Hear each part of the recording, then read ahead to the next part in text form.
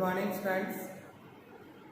Previous lecture में हम discuss कर रहे थे linear differential equation with constant coefficients के पर्टिकुलर इंटीग्रल को निकालने के मेथड्स। हमने देखा था कि अगर हमारा फंक्शन ऑफ डी अगर D minus alpha one D minus alpha two इस तरह से हम उसके फैक्टर्स कर लें तब हम पर्टिकुलर इंटीग्रल किस तरह से निकालेंगे। फर्दर आज हम बात करते हैं कि हमारा फंक्शन जो है क्यू जो है हमारा वो क्यू अगर कोई पर्टिकुलर टाइप का हो। अभी आज हम बात करेंगे कि क्यू एक्स अगर हमारा e raise to power A x type का हो तो पर्टिकुलर इंटीग्रल क्या होगा। देखिए ये हमारी इक्वेशन मान लीजिए इस तरह की f of d y is equal to e raise to power A x. Previous lecture में हमने बात की थी कि हमने कहा था कि फंक्शन ये जो है e की पावर एक्स नहीं होता, एक्स का कोई भी फंक्शन हो सकता है। यहाँ अब हम बात करेंगे फंक्शन को हमने पर्टिकुलराइज कर दिया है कि क्यू एक्स अगर हमारा e raise to power A x type का हो तो इनकेस देखिए हमारा पर्टिकुलर इंटीग्रल क्या होगा 1/f(d) e raise to power A x ये होगा। अब ये कैसे निकलेगा इसकी बात करते हैं। ये देखिए मैं देखता हूँ अगर d of e raise to power A x अगर हम देखते हैं d means d by d x e raise to power A x का अगर हम फर्स्ट डेरिवेटिव लें तो वो क्या आएगा a E raise to power A x.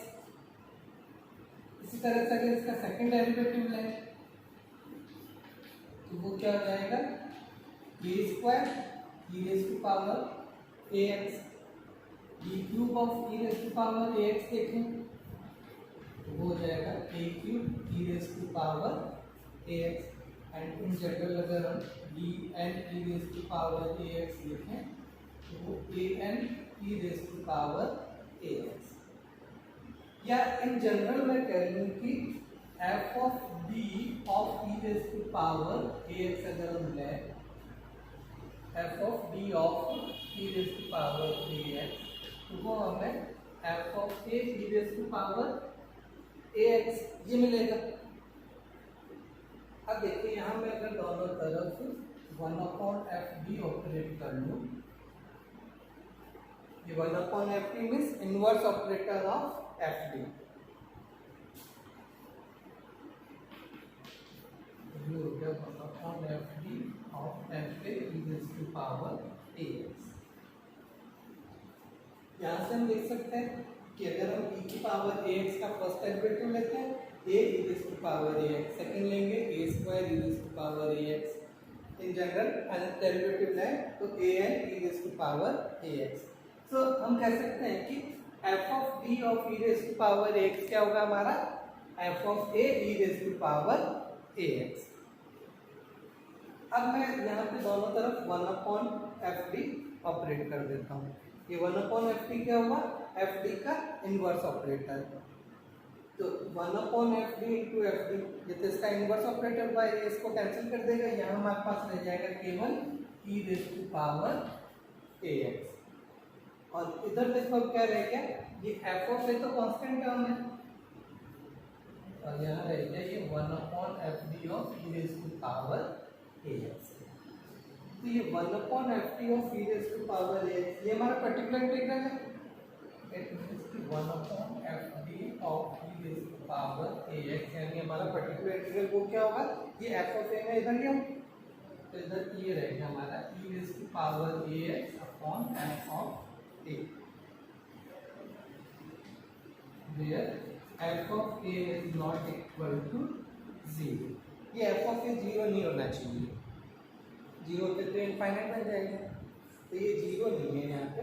तो हम कह सकते हैं कि अगर फंक्शन हमारा e raise to power ax type का है तो उसका पर्टिकुलर इंटीग्रल क्या आएगा e raise to power ax upon f of a।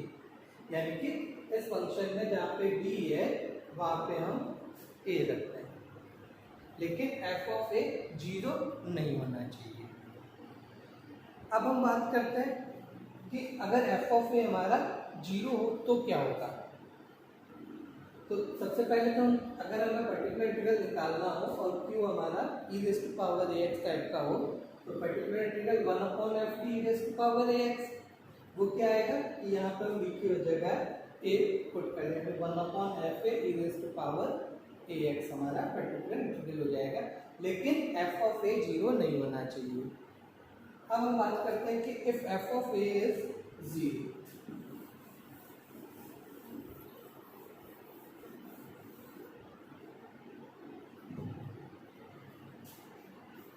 if f of a is 0, ये 0 कब होगा कि जब इसमें b माइनस a टाइप का कोई फैक्टर हो।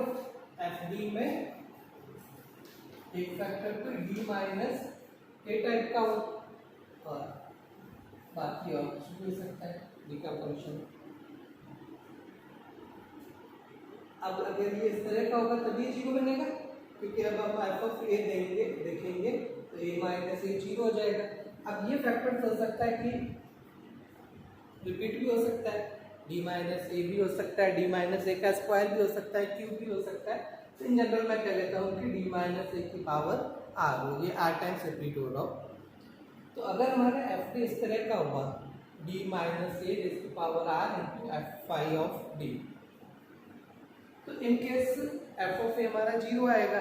तो अब देखिए पर्टिकुलर इंटीग्रल क्या बनेगा हमारा,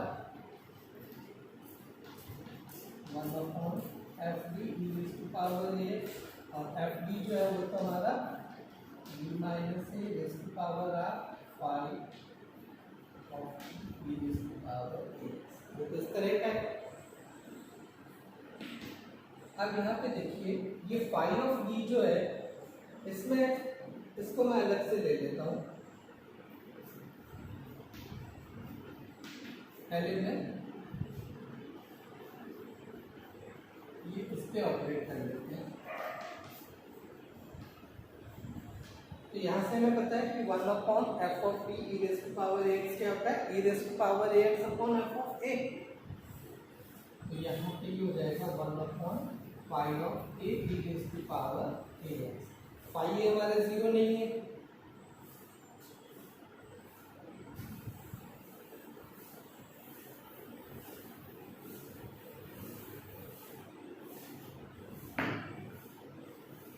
अब ये 1/फाई ए, ये तो कांस्टेंट टर्म है, into 1 minus a raise to power r e raise to power ax, ये रहेगा हमारा। अब देखें कि ये इसकी वैल्यू क्या आएगी, इसको देखिए मैं एक बार अलग से आपको बताता हूँ। अगर ये 1/d माइनस a होता है केवल y ट्रांसफॉर्मेशन के लिए इसको, तो इट मींस ये क्या बना मेरा, d minus a y is equal to e raise to power ax, यानी कि dy by dx minus dy equal to e raise to power ax। ये एक तरह से हम जैसा हमने कल देखा था कि अगर फंक्शन हमारा d माइनस अल्फा टाइप का हो तो पर्टिकुलर इंटीग्रल कैसे निकालते हैं, उस तरीके से। ये देखिए ये हमारी लीनियर इक्वेशन बन गई। तो यहाँ इंटीग्रेटिंग फैक्टर हमें क्या मिलेगा, e raise to power minus a हमारा p है, e raise to power minus a dx, e raise to power minus ax। तो सोल्यूशन क्या आएगा, y into e raise to power minus ax is equal to integration of ये integrating factor into ये q हमारा है e की power ax,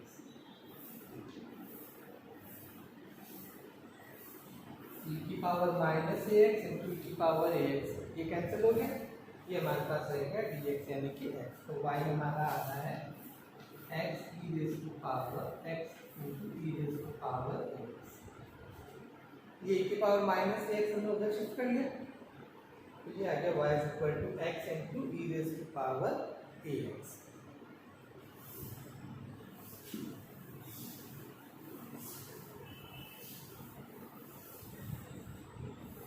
ये तो हुआ कि 1/d माइनस a होती है। अब अगर मान लीजिए d माइनस a का स्क्वायर होता, अगर ये d माइनस a का होल स्क्वायर होता, तो इन दैट केस हम क्या कहते हैं इसको, 1/d minus a into 1/d minus a of e raise to power ax। तो स्क्वायर को उस तरह से लिखना है। अब ये 1/d minus A, 1/d minus A E raise to power A X, वो हम यहाँ पे देख चुके हैं। वो क्या आएगा हमारा x into E raise to power A X. ठीक है, अब इसको वापस हम ऐसे ही ऑपरेट करें तो ये क्या बनेगा हमारा e raise to power A x into integration of e raised to power minus ax into x e raised to power ax dx। ये हमारा 1/d माइनस ए इंटू क्यू एक्स, तो इसका पर्टिकुलर इंटीग्रल इसको कॉल करेंगे तो क्या आएगा e raised to power ax into integration of e raised to power minus ax into q। ये e raise to power minus X into E raise to power X, ये तो cancel, ये रहेगा इंटीग्रेशन ऑफ x dx, ये हो जाएगा x²/2। अब ये हम देखिए अगर ये क्यूब होता है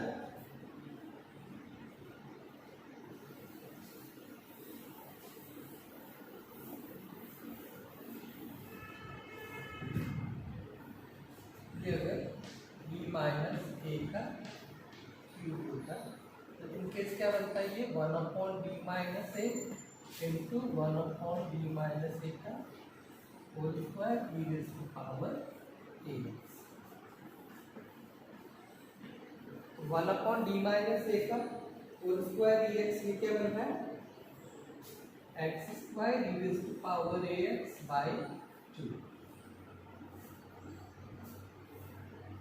ये हो गया 1/, तो कांस्टेंट है बाहर रहेगा 1/d माइनस ए इंटू ये क्यू, ये हो गया हमारा x² into E raise to power A x, तो ये हो जाएगा E raise to power A X into integration of E raise to power minus A X into Q.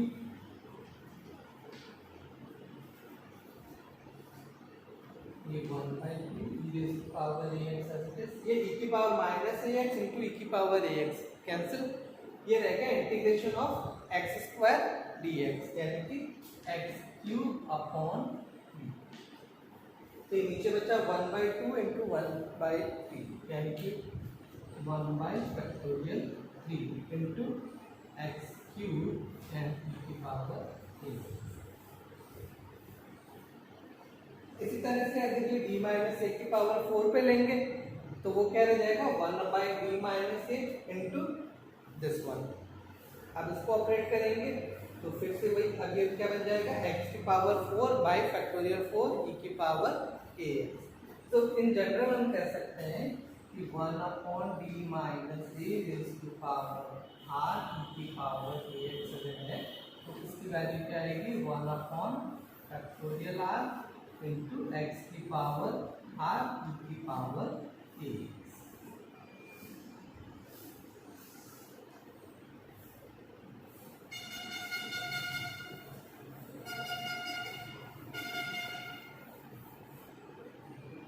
तो ये जो फंक्शन हमारा अभी था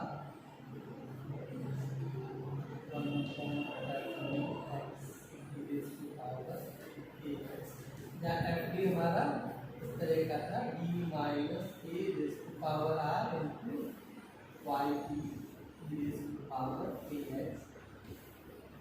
ये हमारा क्या हो जाएगा 1/5d जो था ये तो हमारा हो गया था फाई ऑफ ए, और 1/d minus A raise to power R of E X ये हमारा बन जाएगा x raise to power R upon factorial R into E raise to power A x.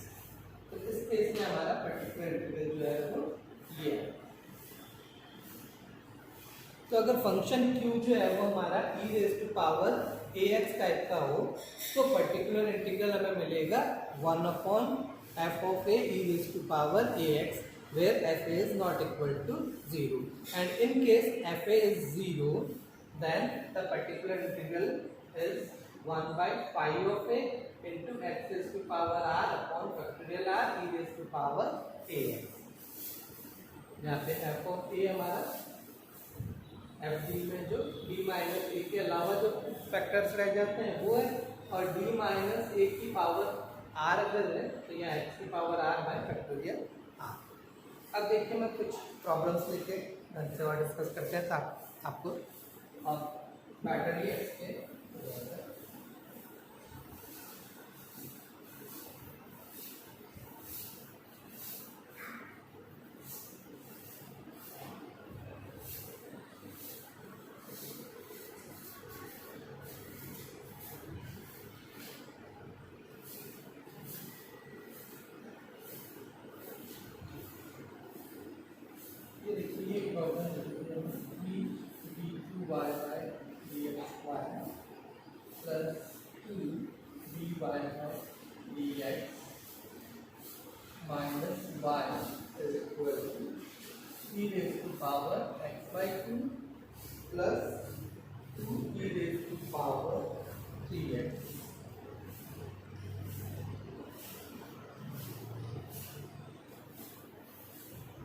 ये इक्वेशन दे रखी है, इसको सॉल्व करना है। देखिए इक्वेशन क्या है हमारे 3d2y/dx का, इसको मैं ऐसे लिखूं 3d² + 2dy/dx यानी 2y 2d - y 1y = e⁻x/2 + 2e⁻3x। ये इक्वेशन हमारी। अब कोई सॉल्व करने के लिए पहले इसका कॉम्प्लीमेंट्री फंक्शन निकालेंगे और देन पर्टिकुलर इंटीग्रल निकालेंगे। तो पहले कॉम्प्लीमेंट्री फंक्शन निकालने के लिए इसकी ऑक्सिलरी इक्वेशन साइड समीकरण लिखें। वो क्या आएगी हमारी, यहाँ पे डी की जगह m लिख लेंगे, 3m² + 2m - 1 = 0। अब इसके फैक्टर्स देख लें, 3m² + 3m - m - 1 = 0। ये 2m को मैं लिखूं 3m - m। अब इन दोनों में से 3m कॉमन, अंदर यहाँ पे रह गया m + 1। इन दोनों में से -1 कॉमन आ जाएगा, अंदर रह गया m + 1।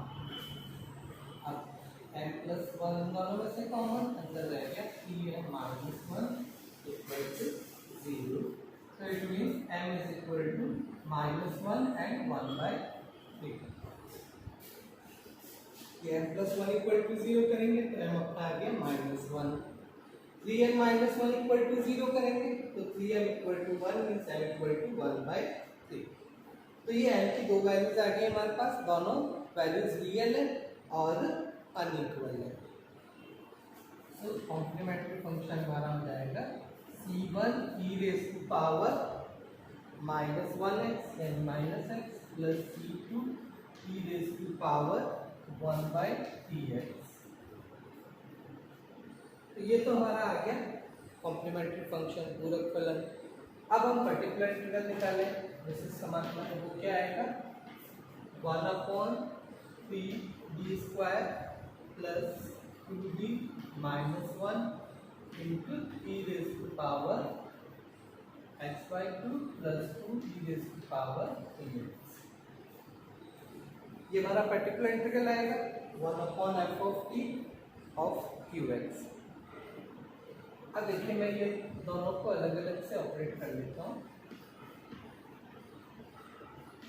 एक बार इस पे e⁻x/2 ऑपरेट करना प्लस e तो कांस्टेंट है, e/3d² + 2d - 1 × e⁻3x। ये मैंने दोनों पे अलग अलग ऑपरेट कर लिया।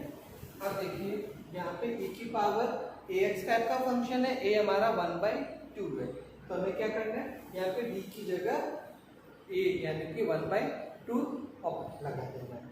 ये हो जाएगा 1/3d² यानी 1/2 का स्क्वायर + 2 × 1/2 - 1 e⁻x/2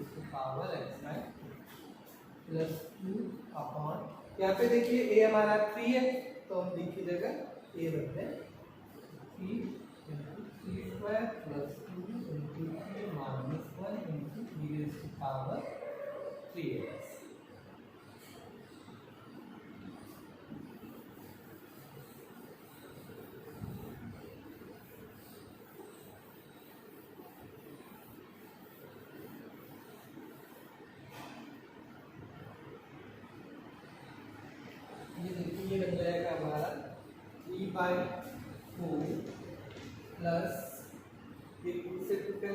वन रह गया, one -1 power X by plus 2 upon ये 3 का square 9 into 3 27 plus 2 into 3 6 minus 1 e raise to power 3x। 1 से 1 कैंसिल, ये रह गया 1/3/4 यानी कि 4/3 e raise to power x by 2 plus 2/27 plus 6 minus 1, तो 6 माइनस 1 5 रहेगा, 27 प्लस 5 32, ये कैंसिल कर लेंगे, रह गया 1/16। तो ये पर्टिकुलर इंटीग्रल हमारा आ गया 4/3 e raise to power x by 2 plus 1/16 e raise to power 3x। तो सोल्यूशन अब हमारा होगा y is equal to CF plus PI। y is equal to CF हमारा था C1 e raise to power minus x plus C2 e raise to power x by 3 plus particular integral हमारा 4/3 e raise to power x by 2 plus 1/16 e raise to power 3x। ये हमारा इसका general solution है।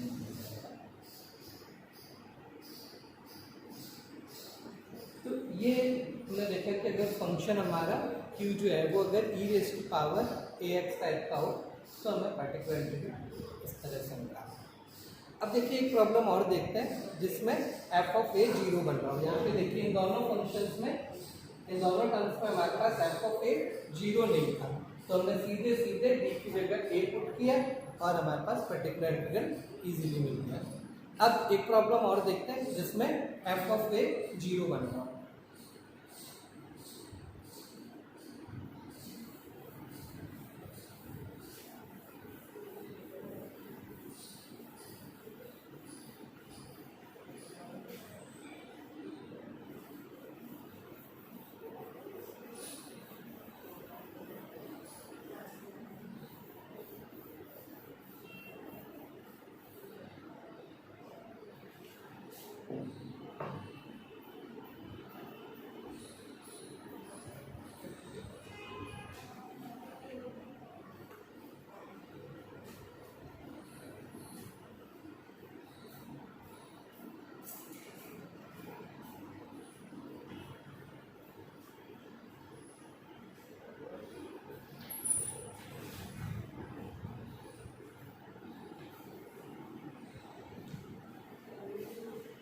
ये देखिए ये एक problem दे रखी है हमें d square plus 1 whole square into d minus 1 whole square y equal to e raise to power x। अब वही सॉल्व करने के लिए पहले हमें कॉम्प्लीमेंट्री फंक्शन निकालना होगा, देन हम पर्टिकुलर इंटीग्रल निकालेंगे। अब कॉम्प्लीमेंट्री फंक्शन निकालने के लिए पहले इसकी ऑक्सिलरी इक्वेशन लिखें, सहायक समीकरण लिखें, वो हमारी आ जाएगी m square plus 1 whole square into m minus 1 whole square equal to 0।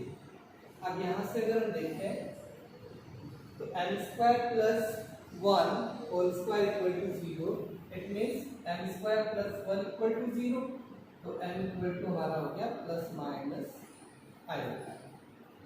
ये होल स्क्वायर है तो ये समय दो बार मिलेंगे, और m minus 1 whole square equal to 0 means m equal to 1, ये भी हमें दो बार मिलेंगे। तो यहाँ पे देखिए रूट्स हमारे रियल भी हैं, वो भी रिपीट हो रहे हैं, जो इमेजिनरी है वो भी रिपीट हो रहे हैं। तो यहाँ देखिए अब CF क्या मिलेगा हमें, CF इज, यहाँ पे देखें तो ये इस तरह से है 0 प्लस माइनस आएगा, 0 प्लस माइनस आएगा। तो कॉम्प्लीमेंट्री फंक्शन हमारा आएगा e raise to power 0x that is 1, और अंदर आएगा c1 plus x c2, repeat हो जाएगा हमारे, इसलिए cos ऑफ kx, ये हमारा 1 बीटा हमारा 1 है, cos of beta x and ये cos ऑफ x हो गया, plus c3 plus x c4 into sine x. तो ये जो दो इमेजिनरी रूट्स हमारे रिपीट हो रहे थे उनसे तो कॉम्प्लीमेंट्री फंक्शन का एक पार्ट ये बन गया c1 plus X c2 cos x plus c3 plus X c4 into sine x. और दो रूट्स हमारे पास रियल है वो भी रिपीट हो रहे हैं 1 1, तो यहाँ से हमारे पास और आ जाएगा c5 plus X c6 into E raise to power x। ये हमारा कॉम्प्लीमेंट्री फंक्शन ये बन गया। ये देखिए प्लस माइनस आयोटा है, तो अगर केवल प्लस माइनस आयोटा ही होता, रूट रिपीट नहीं होता, तो हमारा कॉम्प्लीमेंट्री फंक्शन होता c1 cos x plus c2 sin x। अब चूंकि रिपीट हो रहा है तो ये हो जाएगा c1 plus X c2 cos x and plus c3 plus X c4 sin x। यहाँ पे ये रूट्स हमारा 1, तो अगर केवल 1 होता तब तो ये होता c5 e raise to power x। अब चूंकि रूट रिपीट हो रहे हैं तो ये हो गया c5 plus X c6 into E raise to power x। तो ये तब आ गया हमारे पास कॉम्प्लीमेंट्री फंक्शन। अब हम बात करते हैं पर्टिकुलर इंटीग्रल। पर्टिकुलर इंटीग्रल यहाँ हमारा बनेगा 1/d² plus 1 whole square into d minus 1 whole square into E raise to power x। अब देखिए ये फंक्शन हमारा E raise to power ax type का है, ये यहाँ पे 1 है, तो ये एक फैक्टर है d माइनस 1 टाइप का, तो इसको तो अभी ऐसे कर लेते हैं। और ये जो दूसरा फैक्टर है यहाँ पे d की जगह 1 रख लें, तो ये 1 का square 1 plus 1 whole square E raise to power x। ये 1 प्लस 1 2 का स्क्वायर 4 हो गया 1/4, और ये है 1/d माइनस 1 का होल स्क्वायर इंटू e की पावर x। ये एक तरह से d minus a square into E raise to power ax type का है। तो यहाँ में क्या मिलेगा x square by factorial 2 E raise to power x। ये d माइनस a का whole square into E raise to power ax है। तो इसका मैंने आपको बताया था ये हो जाएगा x की पावर r, r हमारे लिए 2 है, ये x square upon factorial 2 into E raise to power ax। ये हो गया x square upon factorial 2 raise to, तो 4 into 2 8 E raise to power x। ये हमारा पर्टिकुलर इंटीग्रल आ गया 1/8 x square E raise to power x। General solution जो है वो हमारा हो जाएगा y = cf प्लस df।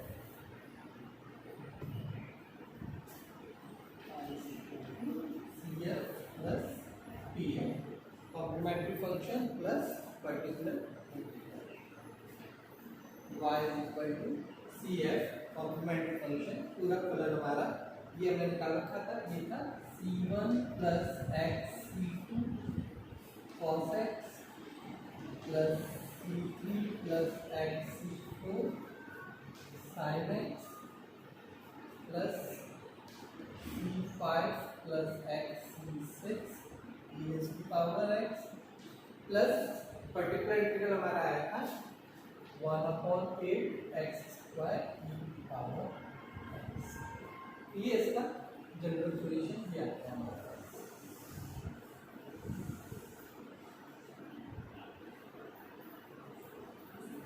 तो ये हमने देखा कि अगर q फंक्शन हमारा e की पावर ax टाइप का हो तो हम पर्टिकुलर इंटीग्रल कैसे निकालेंगे। अब फर्दर नेक्स्ट लेक्चर में हम बात करेंगे जब qx हमारा sin ax या cos ax टाइप का हो। तब तक के लिए थैंक यू।